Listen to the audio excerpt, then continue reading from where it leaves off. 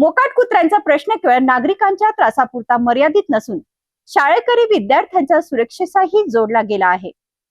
त्यामुळे प्रशासनाने केवळ आश्वासन न देता तातडीने ठोस उपाययोजना कराव्यात अशी धारणीकरांची अपेक्षा आहे। धाडी शहरात मोकाट कुत्र्यांच्या वाढत्या संख्येमुळे नागरिकांच्या अडचणी वाढत असल्याचा आरोप होत आहे।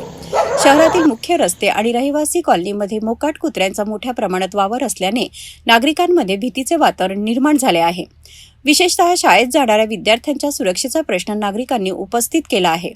रस्त्यावरून ये-जा करताना मोकाट कुत्र्यांमुळे विद्यार्थ्यांना धोका निर्माण होण्याची शक्यता असल्याने प्रशासनाने तातडीने या समस्येकडे लक्ष द्यावे अशी मागणी होत आहे। या प्रश्नांवर नगरपंचायत प्रशासनाच्या भूमिकेवरही नागरिकांकडून नाराजी व्यक्त केली जात आहे।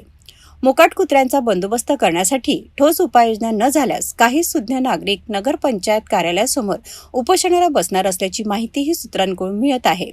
दरम्यान धाडी शहरात यापूर्वी स्वच्छतेचा प्रश्नही चर्चेत आला होता। नगरपंचायतीच्या अधिकाऱ्यांच्या पाहणीनंतर शहरातील कचरा साफ करण्यात आल्याचा दावा करण्यात आला होता। त्यामुळे आता मोकाट कुत्र्यांच्या समस्येकडे प्रशासन किती गांभीर्याने पाहणार हा प्रश्न उपस्थित होत आहे। नवनिर्वाचित आमदार केवलराम काळे आणि धारणी नगरपंचायतीचे प्रशासन या प्रश्नाची दखल घेणार का? मोकाट कुत्र्यांचा बंदोबस्त करण्यासाठी ठोस पावले उचलली जाणार का? आणि नागरिकांना सुरक्षित वातावरण कधी मिळणार याकडे धारणीकरांचे लक्ष लागले आहे। मोकाट कुत्र्यांचा प्रश्न केवळ नागरिकांच्या त्रासापुरता मर्यादित नसून शाळकरी विद्यार्थ्यांच्या सुरक्षेशीही जोडला गेला आहे। त्यामुळे प्रशासनाने केवळ आश्वासन न देता तातडीने ठोस उपाययोजना कराव्यात अशी धारणीकरांची अपेक्षा आहे।